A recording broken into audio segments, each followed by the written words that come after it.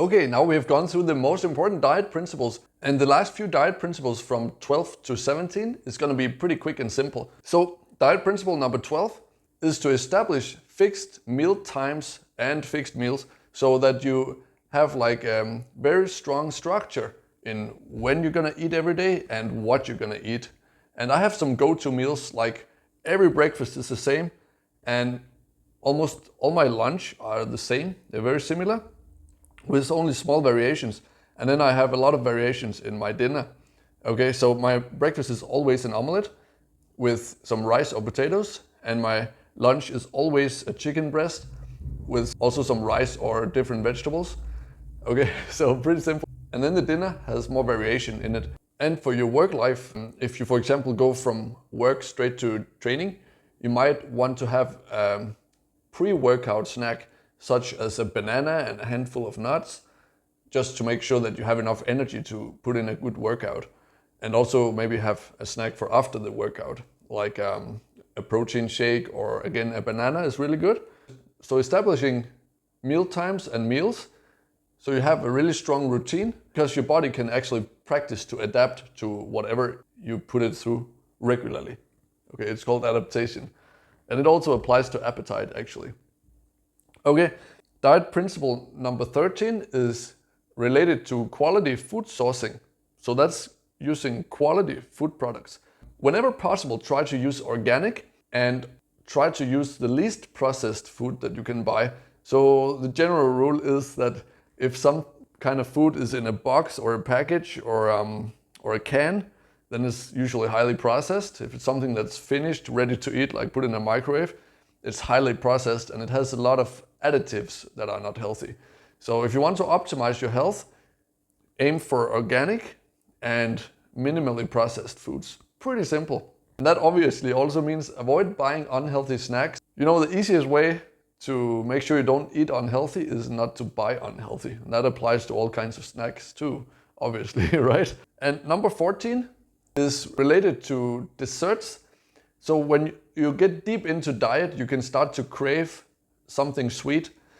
And it's really, really useful to have an emergency plan for actually, if you feel that you crave something sweet after you're done with your dinner, for example, then it's good to have an emergency plan for something to eat. And I have some really good examples here. My number one go-to dessert for when I'm feeling like I'm craving something sweet during diet usually is a frozen banana. If you take a ripe banana and peel it and put it in the freezer, then it tastes so good when it's frozen. And the same thing goes for sweet mangoes. If you have a really ripe mango and you peel it and cut it up and put it in a box in the freezer, it's almost as having a healthy ice cream. You'll be surprised how similar it tastes to ice cream, especially if you take it out and leave it for 10 minutes on the plate. Then that's the perfect go-to dessert or mini cheat meal or dessert that you can have after your dinner. And the benefit of it being really cold is you cannot eat it that fast. So you have to eat it slowly, so you kind of draw out the enjoyment of eating, actually. So that was my number one tip for having a healthy dessert when you're craving something sweet. So that was number 14. Having a plan for exactly what to eat and how much to eat if you decide to eat a dessert. If you're really craving something, instead of just going nuts and eating a whole box of ice cream, which you might feel like. Okay, so usually I will say, like, I'll eat half a banana or maybe one banana, but no more than that, frozen banana, if I'm craving something, if I'm in deep diet.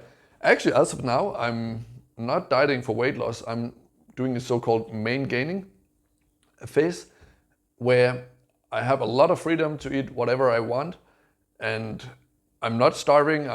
I'm basically never hungry. It's really cool. And I'm not gaining weight quickly. I'm just basically maintaining the weight, but I call it main gaining. Is a term coined by Greg Doucette, Coach Greg, which is just a way of saying that you are gaining weight so slowly that it almost look like you're maintaining weight. So that could be something like 1 kilo per 3 months or something like that, or 2 pounds per 3 months, which is almost nothing. Okay, number 15, diet principle is to keep yourself busy. This is a really good one, because usually what happens whenever you have like a super lazy day, if you don't have anything to do and you're hungry, well, guess what you're gonna want to do? You're gonna want to eat, and probably eat a lot. So by keeping yourself busy with being social, doing projects or going out and getting stuff done, then you're much less likely to start binge eating, and you are very likely to actually burn more calories. So it's a win-win. So that was pretty simple. Number 16 is related also to being social. So if you're going to parties and stuff, it's also good to have a plan for how not to, for example, drink too many sugary cocktails. Have a plan for what you're gonna drink when you're going to a party. Is it gonna be only beer, or a mix of beer and then soft drink like Coke Zero and water? So you can have 3 glasses on the table and then drink a little bit of each of them. So you end up drinking less alcohol. Whatever works for you. Just try not to end up drinking a ton of sugary cocktails and eating a bunch of unhealthy snacks. So have a plan for what you're gonna do if you're going to parties. If there's food at the party, try to eat a healthy meal and then just stick to the plan regarding the drinks, right? The last one is number 17, and that is towards the end of your diet, if you almost reach your goal and you find it harder to make progress because it gets harder and harder to lose weight the closer you get to being super lean, then a little principle and a little tool you can have in your toolbox is, instead of eating whole fruits, because it's good to have fruit and vegetables in your diet, and you don't want to cut it out completely, then instead of eating, for example, a whole apple, then you eat half an apple. And then you need half an apple the next time you have a fruit, or the next day. So you, instead of eating a whole banana, you eat half a banana. So you're actually cutting the calories in half that you get from fruit. It actually sounds like a little bit, but it is significant in the big picture.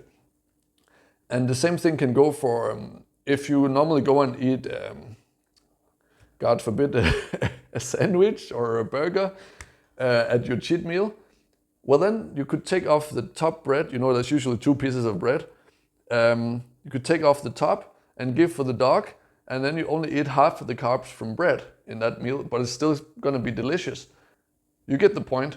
So it's about cutting away half of the carbs in many cases when possible, especially fruit and bread. Or if you're eating like a bunch of pasta on a restaurant, then leave half of the pasta, give for your friend or something, or give for your dog. If you want to stick to your diet, you know. So we finally made it. We made it through all the diet principles. And now the next thing we're going to talk about is going to be the top 6 mistakes when dieting. And then finally, we're going to end the course with a practical, hands-on 8-step procedure that I recommend you to use to make sure that you succeed in your weight loss journey. Let's go.